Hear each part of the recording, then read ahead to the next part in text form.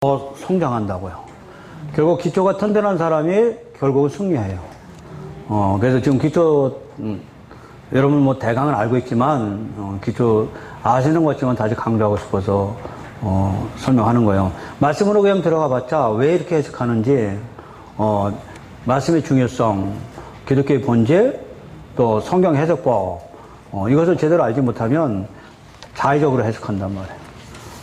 자, 그래서 지금 이 시간은 성경 해석법 할 거예요. 제일 중요한 게 뭐예요? 성경 해석법이에요. 성경을 해석법이 제대로 서 있지 않으면, 전부 다 자기 마음대로 해석하게 되는 거죠. 그래서 제가 큐티는 어떤 면에선 여러분한테 위로의 말씀을 주고 유익할지 모르지만, 큐티는 하나님의 계시를 드러내지 못해요. 성경은 하나님의 계시를 드러내기 위해서 기록한 거예요. 근데 큐티를 통해서 위로를 받으려고만 하고 자꾸 이런단 말이에요. 그러니까 중심이 나한테 있는 거죠. 아니, 말씀을 통해서 하나님의 계시를 드러냈더니 자꾸 내 마음만 위로 받으려고 이렇게 된단 말이에요. 그러니까 성경이 안 열려요. 그래서 지금 시간은 성경 해석법 설명하려고 합니다. 그죠? 기초예요, 기초. 성경을 어떻게 해석하느냐. 그래서 여러분들 아시지만은 다시 들으세요. 그래서 성경은 성경에서 어떻게 해석하라고 기록된 것이 고린도 후서 3장 13절부터요. 자, 고린도 후서. 이미 성경에 다 기록해 놨어요. 기록해 놨는데 우리가 이걸 보고서도 무슨 말인지는 몰라.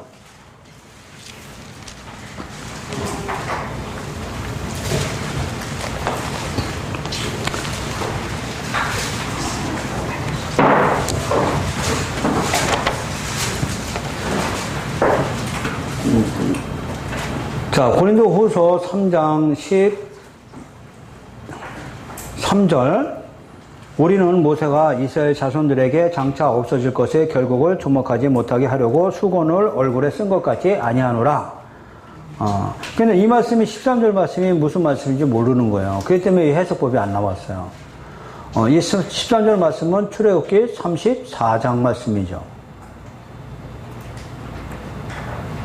출애굽기 34장에 보면 두 번째 돌판을 모세가 가지고 내려오는 거죠. 첫 번째 돌판은 출애굽기 32장에서 깨졌고 모세가 던져서 깨트버렸잖아요.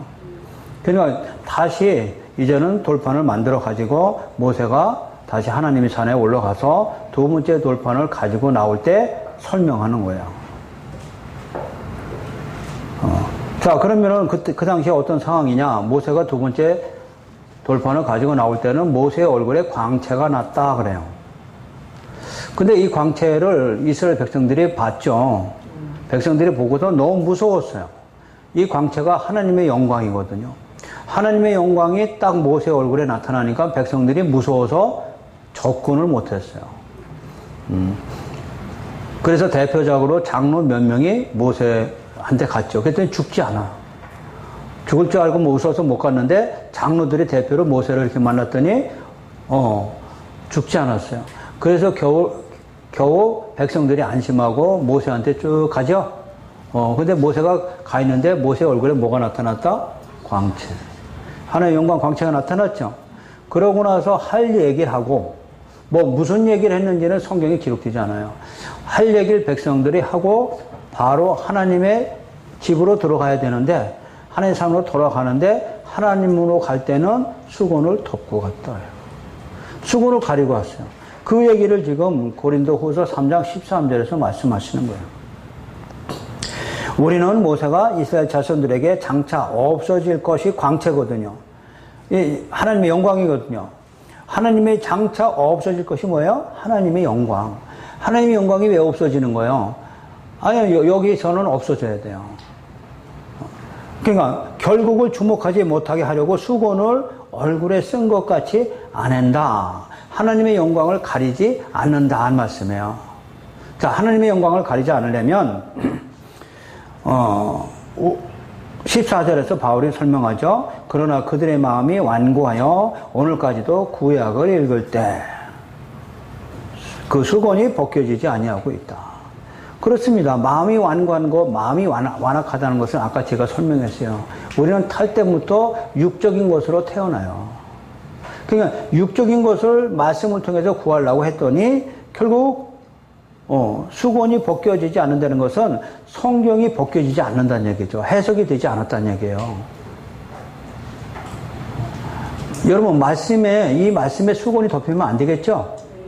수건을 벗겨야 되거든요. 자, 그래서 벗겨지지 아니하고 있으니 뭐가? 구약이 안 벗겨진 거잖아. 한국교회의 문제가 뭐예요? 구약이 안 벗겨진 거예요. 구약을 다 뭐로 봐요? 문자로 본 거잖아요. 그러니까 신천지 같은 이단들이 구약을 비유로 풀어가지고 오히려 걔네들이 맞는 것처럼 다 끌려간 거잖아요. 근데 문제는 한국교회에서 이 구약을 비유로 풀면은 또 문자 넘어가지 말라 가지고 또 문자로 봐야지 왜 보느냐고 또 난리라. 여러분 세대주의가 얼마나 무서운지 아세요? 세대주의 여러분 아시죠? 이 세대주의가 뭘 보고 세대주의라고 그래? 성경을 뭐로만 봐? 문자로만 봐. 그럼 문자로만 보면 성경에 숨어있는 문자 속에 계시는 못 보는 거죠. 계시를 못 보면 하나님의 속성을 알 수 없다고 그랬잖아요. 이렇게 막아놨어요. 그래서 세대주의를 이단이라고 그래요. 그걸 사단이라고 그래요. 좋은 말로 이단이라고 했지만 사단이라고요. 뭘 막아놨어요? 계시를. 지금 고린도후서에서 말씀하신 것처럼 수고는 다 덮어놓은 거예요. 누가? 세대주의가. 유튜브에 막 뜨잖아요. 수건을 벗겨야 되는데 벗기면 안 된다고 가르친다고 애들은. 미국서 뭐 공부하고 했다나 뭐 했다나. 근데 거기에 많은 목사들이 가서 또 공부해. 신학교라고 해서. 거기에 앉아있는 목사들은 다 뭐예요? 하나님 부르신 목사인가? 아니에요. 하나님 그렇게 안 불러요. 어디 가서 앉아있으라고 그래요?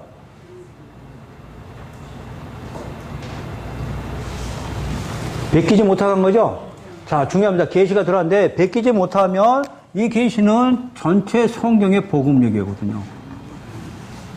복음이 우리한테는 생명이거든요. 그러니까 못 베끼게 한다는 건 뭘 보지 못하는 거예요? 아까 마태복음 4장에서 사단이 시편 91편 11, 12절만 가지고 나왔죠? 12절 복음인데 뺐잖아요. 똑같아요. 근데 목사들이 이걸 분별을 못해요. 원어 섞어가지고 하니까 거기 속아가지고 지금부터 가서 몇백 명씩 가서 앉아있다니까. 거기 가서 뭐 배우는 거예요? 복음 배우는 거예요? 아니요. 문자로 보면 다 뭐예요? 율법주의죠. 율법주의가 육체의 예법은 깨끗하게 할 수 있어요.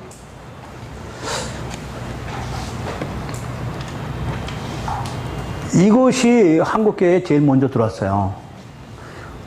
그래서 요한계시록도 문자로 보니까 이렇게 된 거고요. 세대주의 발상이 지금 안식교, 안상홍이 나오는데 뭐 하나님 교회, 또 여호와 증인, 신천지 다 세대주의로부터 발생된 거예요. 교회사가. 거긴 다 뭘로만 봐야 돼? 문자로만.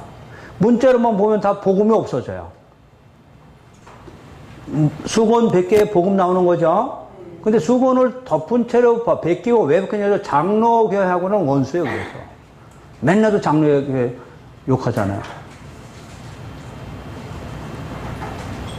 근데 장로교회도 문제예요. 장로교회도 사실 세대주의 이쪽으로 많이 따라갔다고요. 그래서 문자로만 많이 봐요. 자, 지금 그 얘기하는 겁니다. 지금 바울이 하는 얘기는 너희가 오늘까지도 구약을 읽을 때 수건이 벗겨지지 아니하고 있으니 뭘만 본다는 얘기예요? 문자로만 본다는 얘기잖아요. 그래서 제가 심하게 설명하는 거예요. 문자로는 우리 니온이도 이제 글씨하니까 본다고. 그걸 우리는 성경에서 초등학문이라고 그러는 거야. 문자로만 보는 사람을 뭐라고 그래? 성경에서는 어린아이 젖먹이. 초등학문. 어른이 돼서도 때가 오래됐으므로 너희가 맨날 젖만 먹는다 어린아이처럼 육이라고 그랬죠. 육. 자, 근데 그 수건이 베껴야 되는데 구약을 베껴야 되는데 그 수건은 그리스도 안에서 없어져야 돼요. 복음으로 베껴야 돼요. 이게 성경 해석법이에요. 성경 해석법이에요. 이게 그냥 구약은 전부 다 뭐 얘기해요? 복음. 근데 문자로 보면 복음이 아니고 뭐만 보여? 율법.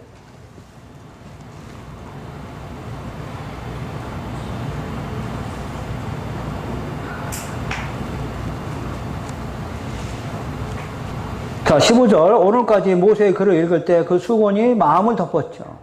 여러분, 마음을 덮은 거예요. 완악한 마음이라는 얘기죠. 완악한 마음 때문에 수건이 안 벗겨져요. 그러나 너희가 언제든지 주께로 돌아가면, 은혜로 돌아가면, 복음으로 돌아가면, 예수로 돌아가면 수건이 벗겨지리라. 근데 여러분, 마음은 은혜로 안 들어가거든요. 행위로 들어가고 내 완악한 탐심을 가지고 있기 때문에 성경이 안 열려. 그래서 맨날 보는 게 뭐만 보여? 우리 눈에는 이삭이 100배 축복을 받았더라. 어린아이가 하나님한테 보잘것없는 걸 바쳤더니 하늘에서 재물이 뚝뚝 떨어졌더라. 아브라함이 가는 데마다 재산을 많이 쌓으니까 복을 받았더라. 솔로몬이 성전을 만들어 놓고 1000번째, 매일 1000번째 제사를 드려서 하나님이 나타나서 복을 받았으니까 여러분도 1000번째를 지내시기 바랍니다. 심은 대로 거두니 여러분들도 많이 심으시기 바랍니다.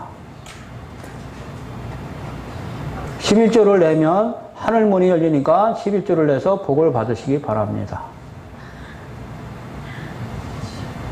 이게 다 뭐야? 이게 다 뭐냐고.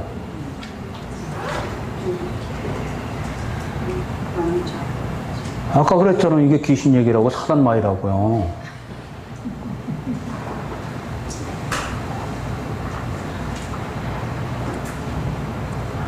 이거 싸움이라고 그랬잖아요. 사단은 이런 말 가지고 오고 하나님 말씀은 그거 아니라고요. 그러니까 이 하나님 말씀을 가져야 이런 말씀이 아니라는 걸 하고 우리가 물리칠 수 있는 거예요. 근데 우리는 제가 지금 예를 들어서 설명한 이것이 지금까지도 계속 설교를 해줘. 그래서 듣기 싫어요. 텔레비가 너무 비싸가지고 때려보시지 못하고 그냥 꼭꼭 참고 채널 다른 데로 돌리지만은 진리 말씀 아는 사람은 그거 듣기 싫거든요. 왜요? 많은 기독교인들 유혹하니까요. 이게 여러분 현실입니다. 누가 가서 내 백성에게 이 말씀을 전하랴. 이사야서 6장이요. 저를 보내주시옵소서. 왜 나만 보내달라는 거야? 저들은 다 사단의 말을 좋아했기 때문에요. 이게 사역자요. 만약에 여러분들이 생명의 말씀을 가지고 있다면 제일 먼저 누가 할까? 하나님이. 하나님이 아셔요. 하나님이 네 안에 중심 보시거든요. 네 안에 뭐가 들어있는지 알기 때문에 생명의 말씀을 통해서 건져낼 자, 창세전부터 그리스도 안에서 예정된 자를 보내시기 시작하는 거예요. 근데 우리 안 보내주면 또 기도로 가야 돼요. 여기다 방석 갖다 놓고 겨울에는 뭐요? 전기장만 갖다 놓고 여기서 이불 갖다 놓고 자면서 한번 열심히 하면 하나님이 들어줄 것이다.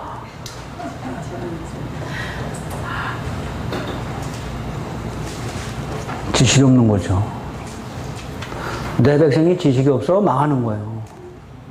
여러분들은 여기서 영이 열려서 빨리 나오시기 바랍니다. 아셨어요? 예. 그래서 은혜 아니면 정말 못 듣는 말씀이에요.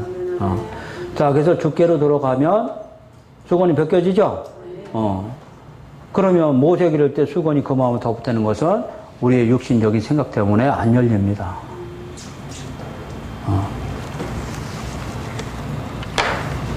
자, 우리 베드로 후서죠. 베드로 전서인가요?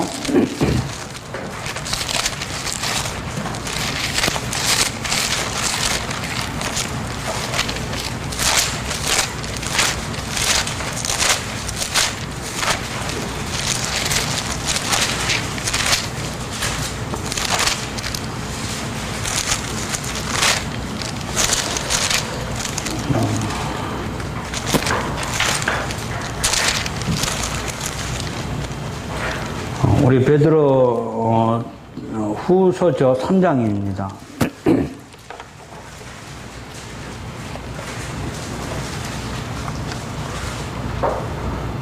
자, 3장 16절이죠. 자, 또 모든 편지에도 이런 일에 관하여 말하실 때 그 중에 알기 어려운 것이 더러 있으니 무식한 자들과 굳세지 못한 자들이 다른 성경과 같이 그것도 억지로 풀다가 스스로 멸망에 이르느니라. 성경이 구원이 아니고 멸망으로 인도합니다. 그래서 어떻게 해석하느냐가 이렇게 중요합니다.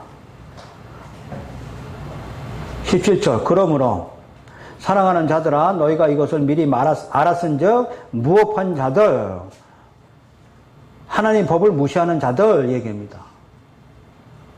그들의 미혹에 이끌려 미혹이 뭐예요? 말씀이거든요. 성경을 억지로 푼 말씀이거든요. 미혹에 이끌려 너희가 굳센 데서 떨어질까 삼가라. 진리의 말씀에서 떨어질까 조심해라 얘기입니다. 18절 오직 우리 주 곧 구주 예수 그리스도의 은혜와 그를 아는 지식에 자라가라. 예, 이게 복음이거든요. 근데 우리는 그리스도를 아는 지식이 아니고 내가 원하는 걸 찾으려고 성경을 봤더니 성경이 열리지 않는다고 설명하고 있어요. 그래서 새별이 뜨기 전에는 성경을 함부로 해석하면 멸망의 길로 갑니다. 그럼 성경을 자기 마음대로 해석하고 원어적 해석이라든지 어떤 해석을 하는 사람이 뭐 성경 공부하는 데가 깔렸습니다. 깔렸어. 자, 성경 해석법의 제일 중요한 거 성경을 어떻게 보느냐. 제일 중요한 겁니다. 여러분 이거 다 아는 거예요. 구속사적 성경 해석법이에요. 구속이라는 건 뭐예요? 우리를 죄에서 구원하신 말씀이죠. 그래서 생명의 말씀이라고 해요. 그럼 구속사적 성경 해석을 볼 때 왜 우리가 구속사적으로 봐야 되느냐 얘기입니다.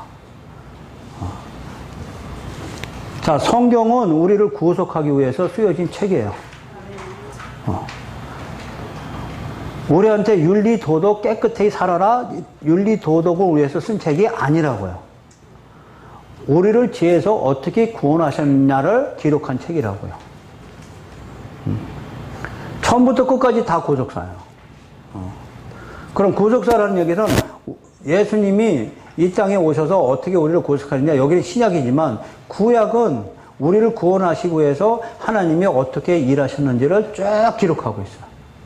창세기를 봐도 레위기를 봐도 출애굽기를 봐도 사사기를 봐도 시편을 봐도 어디를 봐도 다 우리를 위해서 구원하신 말씀이 그 안에 다 포함되어 있다고요. 만약에 이렇게 구속사로 성경을 보지 못하면 다른 방법으로 본다면 성경책이 뭐예요? 도덕책이 돼버려요.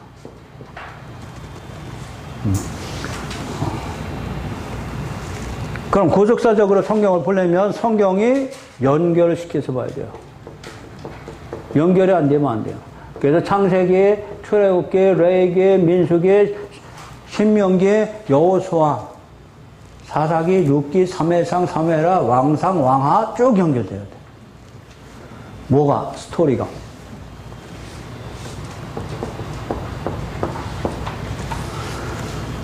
문제가 있어요, 이제. 성경의 문자도 모르는데 어떻게 구속사를 할까?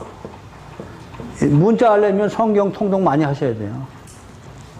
근데 성경 목사가 되고도 안 해요. 하나님은 알면 됐지 뭐 성경은 봐야 뭐냐. 여러분 이 문자적인 의미 아셔야 구속사의 말씀이 들어가요. 뭐 엘리야가 누군지, 레갑 자손이 누군지, 야엘이라는 여자가 뭐 어디서 무슨 일 했는지, 모세의 아들이 누군지,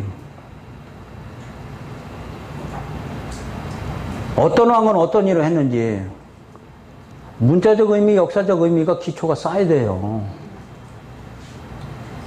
근데 문제는 문자적 의미, 역사적 의미도 기초가 안 쌓였고 예배는 드린다고요. 이게 문제예요, 이게. 그게 다 무슨 예배예요? 모르는 예배예요, 다. 그러니까 말씀 못 알아듣는 거예요, 이게. 그래서 성경 이해하려고 들지 마세요. 그냥 여러분들이 아는 대로 그냥 많이 읽으세요. 최소한 목사님 정도면 한 달에 1독 정도는 해줘야 돼요. 못해요? 저 맘먹으면 1일 1독 합니다.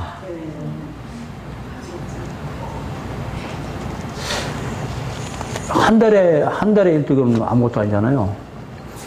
그 의미는 몰라도 문자적 의미, 역사적 의미는 여러분들이 알고 계셔야 이 강의 들을 수 있어요. 그죠? 기초의 기본이에요, 기본. 성도들도 마찬가지예요. 성도들도 말씀 보셔야 돼요. 말씀과 아무 관계없는 거, 하나님과 아무 관계없는 거라고 그랬잖아요. 말씀과 아무 관계없이 신앙생활 하는 걸 뭐예요? 종교생활이라고 하는 거잖아요. 그게 어떻게 하나님 아는 거예요? 말씀 모르는데. 아예 아버지를 내가 왜 아는 거예요? 아버지한테 말씀을 내가 아니까 우리 아버지죠. 아버지가 한 말씀이 없는데 왜 아버지라고 불러?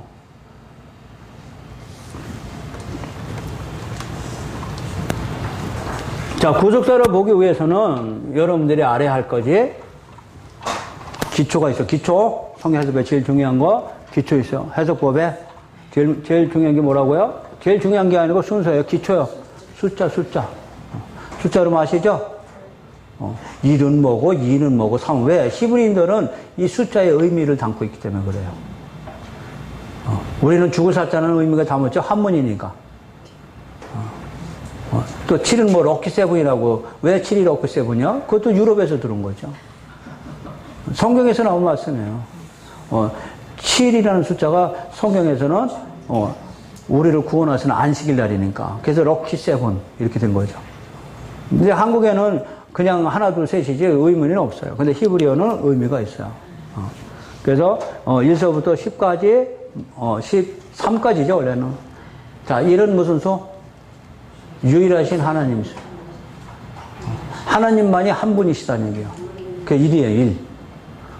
둘은 증인수예요, 증인수. 그래서 두 사람, 정탐꾼 두 사람씩 보내죠? 근데 두 사람씩 보내는 이유가 뭐야? 전도하는데, 심심할까봐? 둘이 얘기하면서 전하라고? 그건 인간적인 생각이죠. 물론 그럴 수 있지만, 아니야. 둘씩 보낸다는 것은 변호사와 검사예요. 변호사와 검사라고. 여러분, 이것이 옳다 하고 빵빵 뜯기 때는 변호사와 검사가 둘 다 합의를 해야죠. 그죠? 자, 변호사가, 검사는 뭘 할까? 우리 죄를 드러내는 것이 검사죠? 이 사람은 이러니까, 형량, 죄를 증거를 잡아서 증거를 다 캐내야죠? 그래서 검사가 이 사람은 징역 10년 하는 게 맞습니다 하고 재판장한테 올리잖아요. 근데 변호사는 뭐래요? 맞아. 이 사람은 이런 죄를 져가지고 10년형을 때리는 거 맞는데, 근데 이 사람의 죄는 예수가 가져갔어.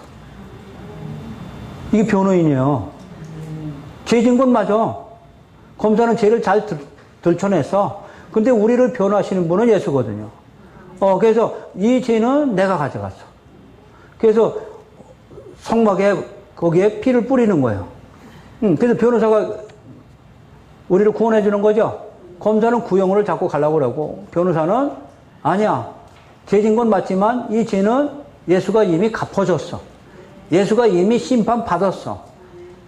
일사부조리 원칙에 의해서 한 사건에 대해서 두 번 재판 안 받아. 형량 안 받죠? 그러므로 이미 심판을 받았어. 죄를 가져갔다고 하지 말고요. 예수가 내 심판을 이미 받았어요. 이거 하나 가지고 있으면 우리는 심판을 안 받아요.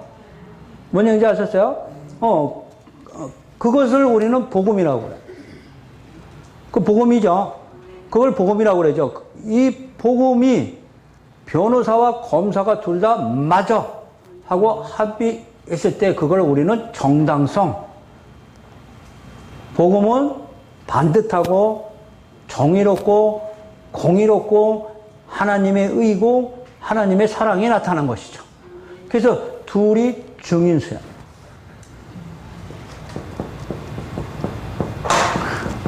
왜 둘씩 보내는지를 여러분 아셨어요, 이제? 네. 두 사람이 다 가서 뭘 전해? 복음을 전해. 근데 이 복음은 확실한 거야. 하나님의 반듯한 거야. 이것을 증거하는 것이 둘씩이요. 이거 알아야 여러분들 이제 속지 않죠. 우리 계시록에 가면 11장 가면 두 감람나무 부르죠? 두 감람나무가 왕 같은 제사장이에요. 우리가 이제는 한 몸에 확실히 증거할 수 있어. 그래서 왕 같은 제사장을 계시록에서는 두 감람나무라고 그래. 근데 신천지는 이 두 감람나무를 누구와 누구라고 사람을 갖다 끄집어들여. 이 증인수가 몰라서 그래요.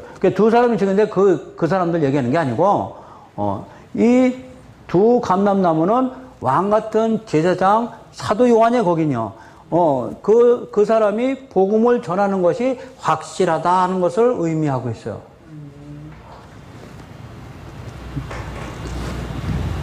자, 그래서 이스라엘 백성들한테는 재판을 하려면 죄를 졌죠? 죄를 지면 항상 두 증인이 있어야 되는 거예요.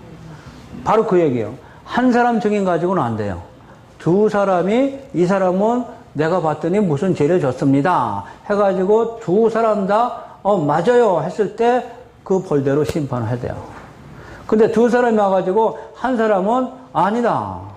한 사람은 아니라고 하면 심판 못해요. 그래서 재판할 때도 우리도 지금도 이것이 사회에도 있는 거죠. 자, 그래서 둘이라는 의미는 복음을 증거하는 것이 복음이 확실하고 정의롭고 정당한 것을 하는 것의 의미를 나타내는 것이 두 사람씩 보내는 거다는 얘기죠. 아셨어요? 자, 그러면 세 번째 얘기는 두 가지 의미 있죠. 하나는 성삼위 하나님. 다시 말하면 하나님과 예수와 성령. 또 3이라는 의미는 우리를 구원하신 수거든요. 다시 말하면 여러분 성경에서 3일길 난 나오죠? 먼저 간다. 그래서 3일길 먼저 간다. 내가 먼저 간다. 내가 너를 대적을 넘겨주겠다 하는 말씀이 많이 나와요. 하나님이 대적을 우리한테 넘겨주지 않으면 우리는 절대로 대적을 이길 수 없거든요. 육으로 못 이겨요. 뭘로만 이겨요? 말씀으로만 이긴다고 설명했잖아요.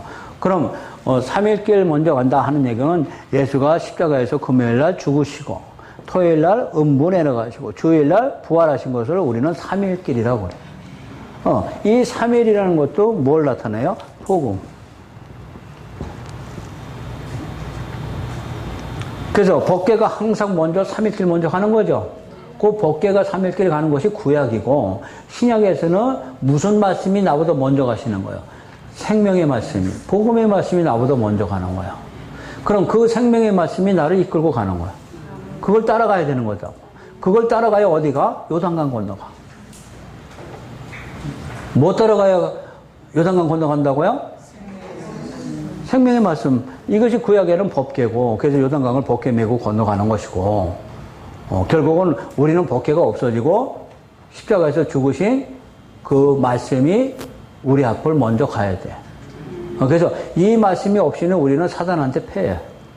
그래서 항상 전쟁에 나갈 때는 이걸 가지고 와야 되는 거죠. 그래서 이 넘겨줌, 내가 넘겼다는 얘기는 다 삼위길 예수가 먼저 가서 넘겼다는 얘기예요. 그래서 창세기 나온 거죠. 아브라함이 롯을 찾으러 갔죠. 롯을 318명 데려가서 찾아왔더니 바로 예수 멜기세덱이 나왔죠.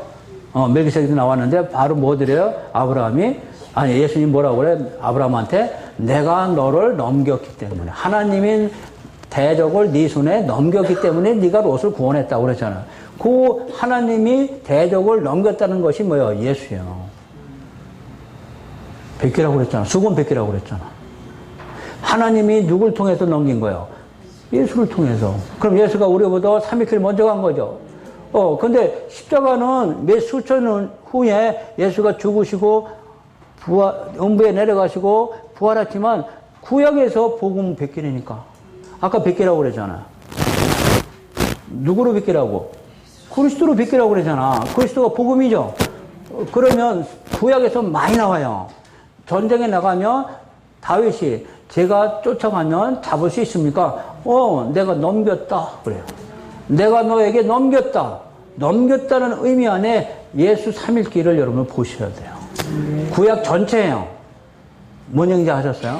그래야만 우리가 승리할 수 있고, 다윗이 사무엘 상에서 블레셋 왕한테 가서 전투하다가 결국 왔더니 전부 다 자기 식구들 붙잡혀 갔잖아요.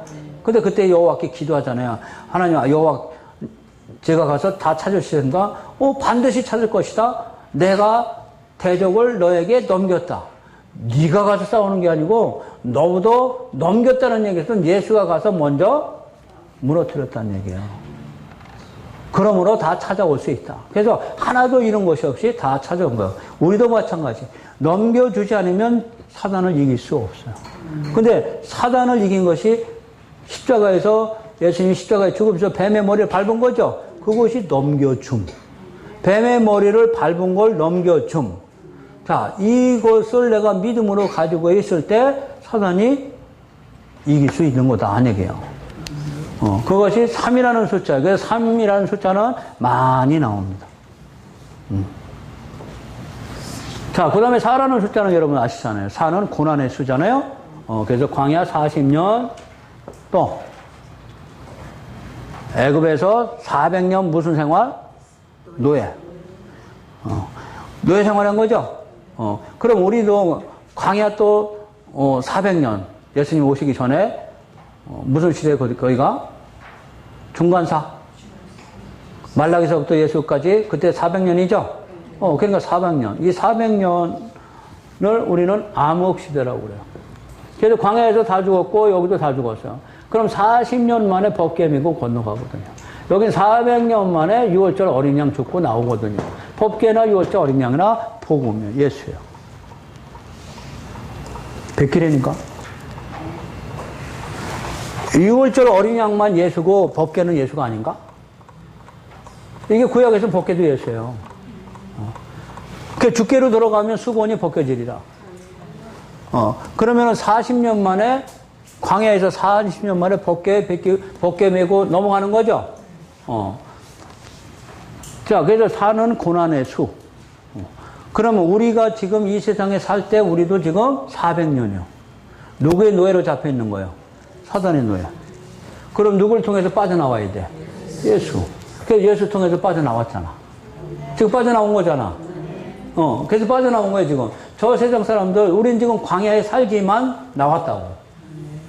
뭔 얘기지 아세요? 그럼 이거 잊어버리면 안 되죠.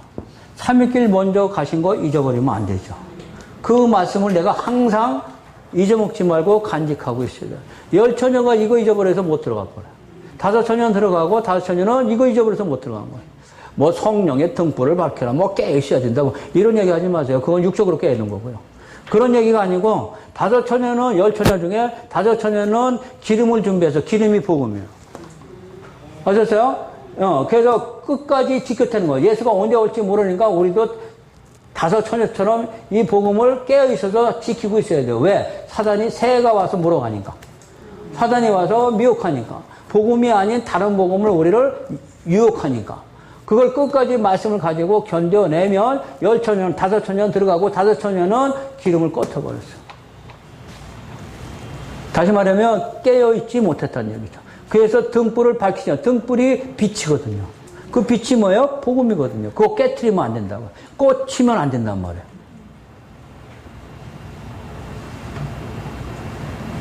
근데 우리는 그걸 뭐라고 해석해? 성령의 불을 꽂히면 안 되는데, 복음은 꽂히면서 성령의 불은 꽂히면 안 되는데. 뭔 얘기하는지 몰라요. 그 성령의 불은 또 어디서 나는 거예요? 성령의 불은 어디서 나는 거예요? 뭘에서 나는 거예요? 마음에 그냥 뜨거운 거요. 그 얘기 아니죠. 그러니까 그런 알지도 못하는 얘기를 막 한다고.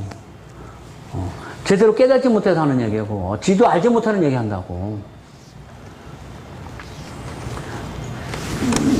자, 그래서 사는 무슨 수? 고난의 수. 이 세상 고난이죠?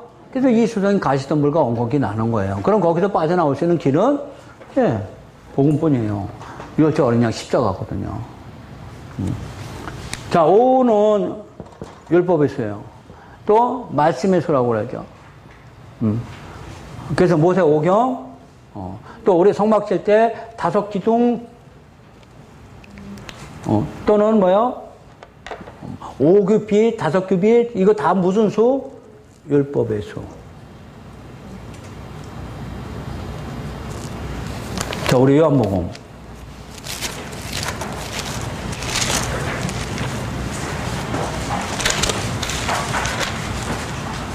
오장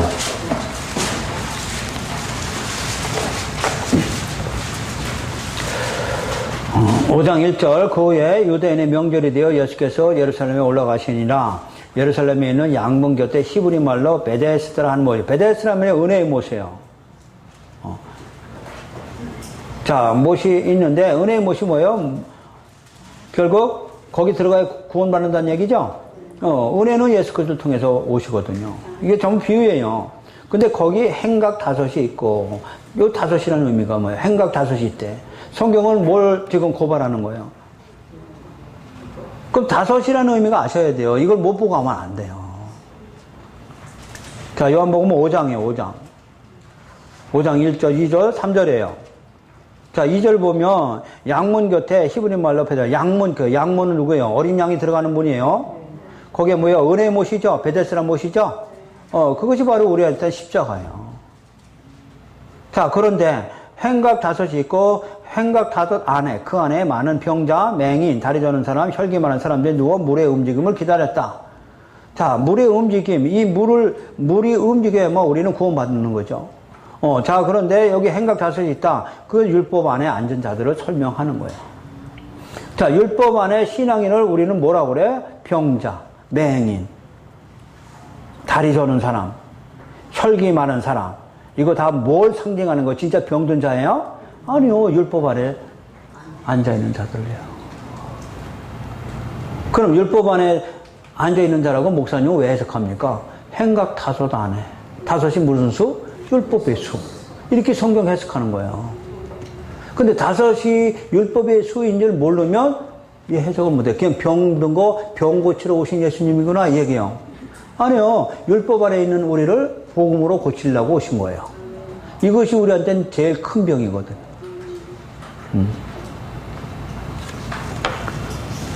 그래서 5자라는 숫자 많이 나옵니다. 그 다음에 이거 한번 그대로 피세요. 그 다음에 6은 사람의 수거든요.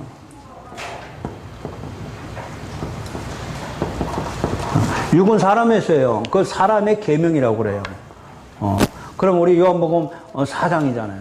아니 2장이잖아요. 2장. 2장이죠? 2장이 무슨 말씀이에요? 2장 1절.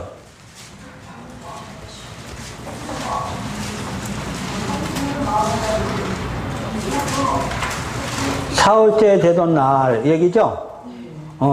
자, 갈릴리에 가나 이 혼례가 있어. 예수의 어머니 거기 계시고, 혼인잔치에 뭐가 떨어졌어요? 포도주. 포도주가 복음이에요.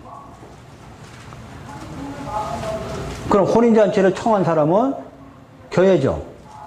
지금 여기 잔치집이 뭘 얘기하는 거예요? 교회. 근데 4절 보니까 예수께서 이르시되 여자여 나와 무슨 상관이 있나이까 자기 어머니 보고 여자여 근데 교회 얘기하는 거예요. 지금 어머니는 유대인이죠? 그러니까 유대 교회는 무슨 교회야 다? 율법의 교회잖아. 행각 다섯 앉아있는 자들이잖아. 무슨 상관이니까 때가 이르지 않냐니까 그랬더니 어머니가 하인들에게 너에게 무슨 말씀하지 그대로 하라. 그렇죠. 이거는 하나님 주권이에요. 그런데 6절 보니까 거기에 유대인이 정결 예식을 따라 두세 통 드는 돌 항아리 6이 있는데 6이라는 단어가 나와요. 돌 항아리 6이 있었죠? 항아리에 물을 가득 채워라. 요 6이 뭐다? 사람의 계명.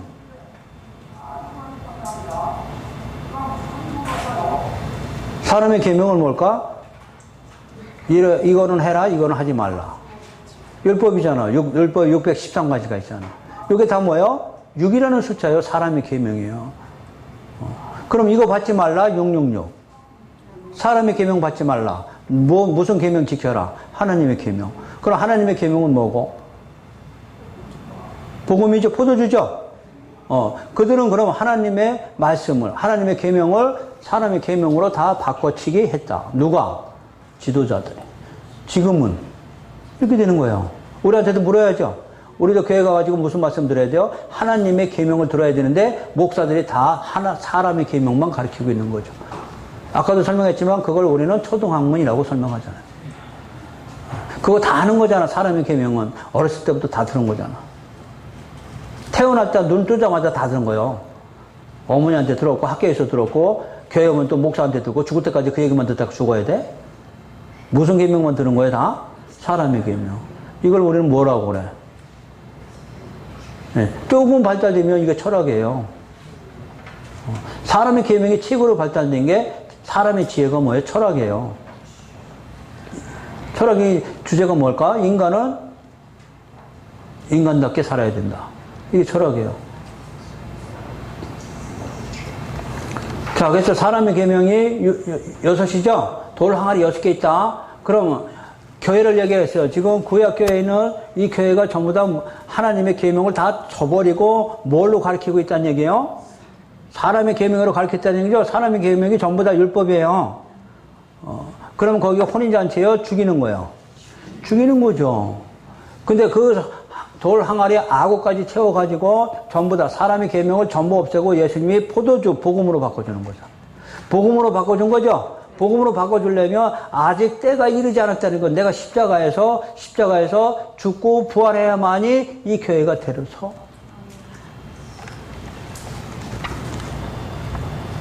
그래서 십자가에 죽기 전에 내가 어떤 일을 하실 것인지를 지금 말씀하고 있는 거라고요. 근데 우리는 이런 것을 깨닫지 못해요. 돌 항아리가 6개인가 뭔지 모르기 때문에 악어까지 또 기도가 꽉 차야 하나님이 들어준다고 또 바꿨어. 하나님의 계시는 안 드러내고 뭘로 또 바꾼 거예요? 사람의 계명으로. 썩어질 씨로 바꾼 거잖아요. 썩지 아니할 씨를 썩어질 씨로 바꿨다고. 누가? 기름 부은 종이.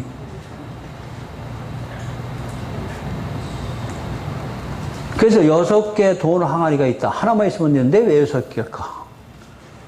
이건 사람의 계명으로 지금 잔치가 벌어지지 않죠. 그럼 잔치 벌리는 것은 우리 잔치집에 초대해야죠. 그 우리 복음서에 설명하잖아요. 살찐 송아지를 하나 잡고 하나님이 잔치를 벌렸더니 오라고 그래도 안 온다. 복음 들으러 안 와요. 뭐 들으라고요? 뭐 돌이 떡이 된다면 다 올걸? 돌이 떡이 된다면 많은 사람들이 그냥 혹시 내 자리 없을까봐 그냥 새벽부터 일어나서 열심히 교회 가는데 돌이 떡이 되는 거 아니라고 가르치면 거긴 내가 왜 가? 하나님을 왜 믿어? 그래서 생명의 말씀만에는 사람이 적은 거예요. 자, 6이라는 의미 아셨죠? 자, 7은 완전수예요. 그래서 창세기 2장 4절에 하나님이 7일날 안식하시니라. 7이라는 숫자는 완전수예요. 완전이라는 것은 우리 죄를 완전히 가져간다는 의미예요. 그래서 7일날 예수님이 이 땅에 오셔서 우리 죄를 다 가져가시는 걸 의미해요. 그래서 나만 장군이 요단강에 7번 씻어야 돼요. 우리 열왕기상에 보면 또 비가 오는데 게하시가 7번 가야 돼요. 그래서 7이라는 숫자는 완전수예요. 완전수라는 의미가 우리한테 뭐로 다가와야 돼? 우리 죄가 완전히 없어지는 거. 그러니까 7이라는 의미를 모르니까 우리는 또 발에 때는 남았더나 너희들끼리 서로 씻어줘야 된다나 뭐 세족식하고 난리나. 이게 전부 세대주의 발상이에요. 전부 다. 사도행전에 보면은 헬라파 여인들은 구제에 열심히 있는데 히브리파 사람들은 지금 싸움이 났죠. 그러니까 그때 사도들이 뭐라고 그래요? 구제는 저 집사들한테 맡기고 우리는 하나님 말씀을 전하러 가자. 말씀 전해야 돼요. 세족식 아무리 해도 소용없어요. 물론 좋은 일이죠. 상대방의 때를 씻어주고선 서로 사랑한데 그거 잠깐요. 조금 있어봐. 그 집사가 나한테 욕하면 뭐 언제 씻어주기는. 그때 괜히 씻어줬다 그냥. 아직 인간이요 이게. 그러니까 하나 말하라니까 그때 그냥 가면서 하는 척이 난 거지. 자꾸 위로받으는 거지.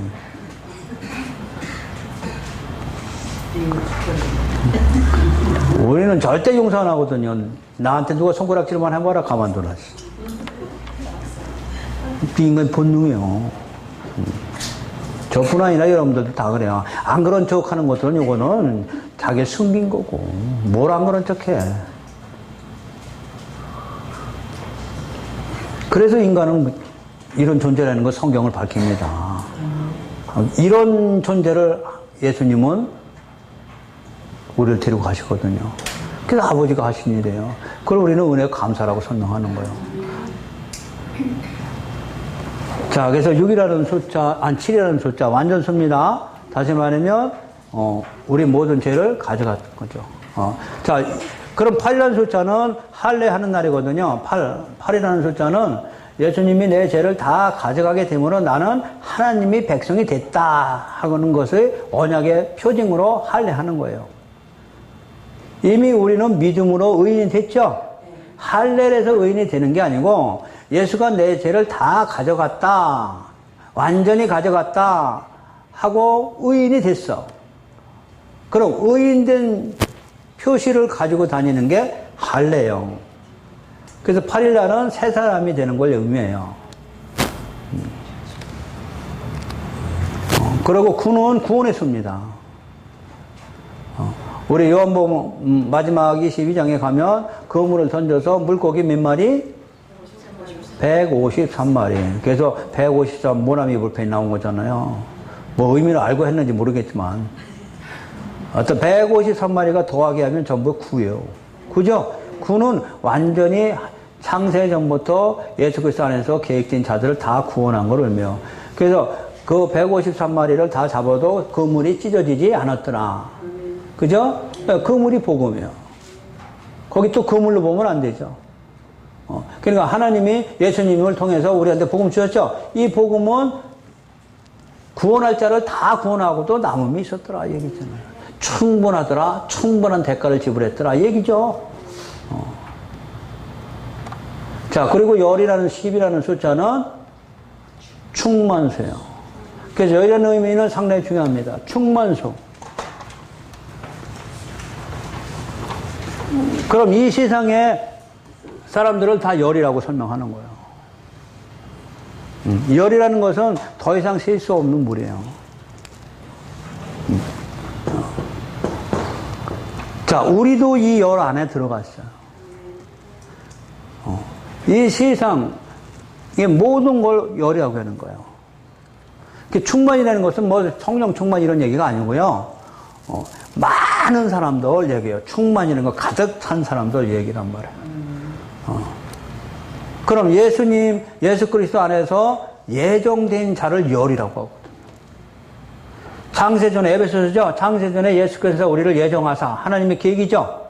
그럼 이 예정된 자들을 몇 명인지는 실 수 없어. 그걸 우리는 열이라고 그런다고. 그럼 우리 열을 대표해서 열 중에 하나가 하나님한테 뭐가 돼서 바쳐진. 이게 11조예요. 예수가 열을 위해서 바쳐지니까 나머지 우리는 다 어떻게 된 거예요? 깨끗함.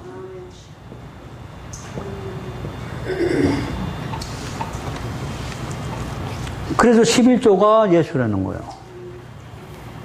우리를 대표해서 올라갔으니까. 여기 우리의 대표가 뭐예요? 장자. 우리의 장자. 그러므로 우리는 전부 깨끗해진 거죠.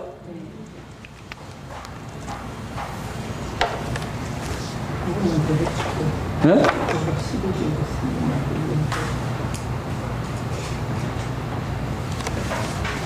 무슨 말씀이요? 11조요? 아니, 지금 열이라는 걸 설명하고요. 11조 하는데 1시간 가요. 이게 나중에 할 거예요. 아니, 예수 그리스도 안에서 예정된 자들이 몇 명이 했잖아요. 셀 수 없는 무리 이걸 10이라고 했잖아요. 그렇죠. 그 뒤에 좀 다시 한번 하나님께 바쳐진 우리 이 많은 무리 중에 누가 우리한테 대표로 바쳐줬어? 예수님이 제물이 됐잖아요, 십자가에. 그러니까 11조 되신 분이에요, 우리한테는. 그분이 우리를 대표해서 장자로서 대표성이 하나님한테 제물이 바쳐졌죠? 그러니까 우리 죄를 다 안고 이미 바쳐지고 심판 받은 거예요. 그래서 우리는 죄가 없이 다 깨끗해졌다고 설명하죠. 이게 11조의 개념이에요, 개념. 근데 이제 잘못 해석하면 이 11조는 예수님한테 완성됐으니까 우리는 지금 내지 않아도 된다 이렇게 되는데 아니에요. 그것이 마태복음 23장 23절이에요. 너희가 이것도 하고 저것도 행할지니. 다시 말해 11조도 내고 11조 안에 하나님의 자비와 긍휼도 잊어버리면 안 된다는 얘기예요. 그래서 지금은 11조를 내서 복 받는 게 아니고 은혜 받고 구원 받은 자가 내는 거예요.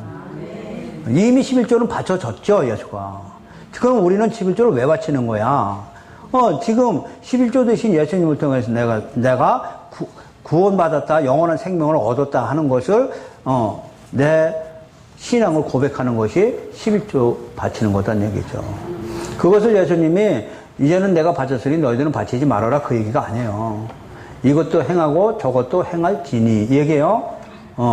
오해하시면 안 돼요.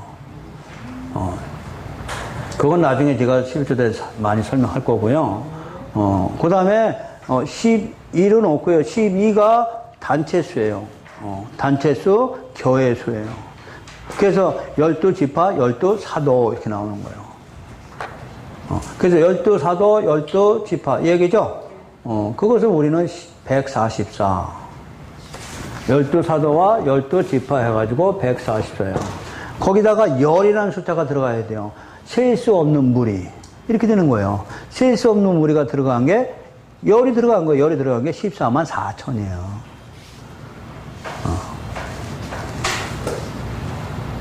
그럼 14만 4천 안에 우리가 다 들어가 있는 거죠? 근데 이제 신천지는 자기들만 이렇게, 이게 성경을 뭘로 해석한 거예요? 자기 임의로 해석한 거예요. 자기 임의로. 그러니까 모르는 자들은 거기에 진짜인 줄 알고 다 따라간 거죠. 그건 또 하나님이 허락한 거예요. 왜? 말씀 배우랬더니 안 배운 거잖아. 그건 자기 책임이죠. 에스겔서에 나오는 얘기예요. 우리가 또 전해야 되는 거죠. 근데 전하지 않고 가르쳐주지 않아서 이런 결과가 나온 거죠. 자, 그래서 12가 교회 수고요, 단체 수고, 그 다음에 마지막으로 13까지 있다고 그랬죠? 13이 사단의 수예요. 그래서 13일 금요일. 요건 어디서 나오는 얘기요? 에스더에 나오는 얘기예요. 에스더에, 아말렉의 후손인 하만이, 모르드게 유대인들 다 죽이려고 그랬죠? 그 날짜 잡아놓은 게 뭐예요? 13일 금요일이거든요. 13일 금요일이거든요. 그러니까 13일 금요일은 재수 없는 날이잖아요. 실제로 유럽에서는 그래요. 근데 그걸 왜 재수 없는 날이라고 하는지 난 이해가 좀 덜 가요. 왜냐하면 13일 금요일 날 하만이 모르드게를 죽이려고 장대를 이미 만들어 놨고 13일 금요일 날 죽이려고 그랬어요. 근데 13일 금요일 날 지가 죽었거든요. 이것이 신약으로 나오면 예수님이 십자가에 죽였더니 자기가 죽었죠. 자기가 죽는 줄 몰랐어요. 뱀의 머리를 이렇게 상하게 될 줄 몰랐어요. 그래서 사단이 죽었죠. 근데 이거 재수 없는 날이에요? 기분 좋은 날이죠, 여러분. 밖에서 나는 이게 잘못된 거 해석한 거예요. 이게 왜 재수 없는 날이야? 13일 금요일이. 그래서 외국 사람들은 13일 날은 다른 사람하고 약속 안 하고 결혼식은 절대 안 해요. 이거 의미 몰라서 그래요. 이게 기쁜 날이에요, 우리한테. 누가 죽었어? 사단이 죽은 날인데. 왜 재수 없는 날이라고 그래? 그래서 13일 금요일 날은 십자가입니다, 십자가. 예수가 십자가에서 죽었지만 승리하시고 뱀의 머리를 밟았죠? 그걸 에스더에서 보여주는 말씀이에요. 계시하는 말씀이에요. 자, 그래서 이 숫자 개념 여러분들이 다 알고 계셔야 돼요. 그래, 숫자 의미가 들어있기 때문에 그래요. 여러분, 제가 이거 가르치는 게 뭐라고요? 기초.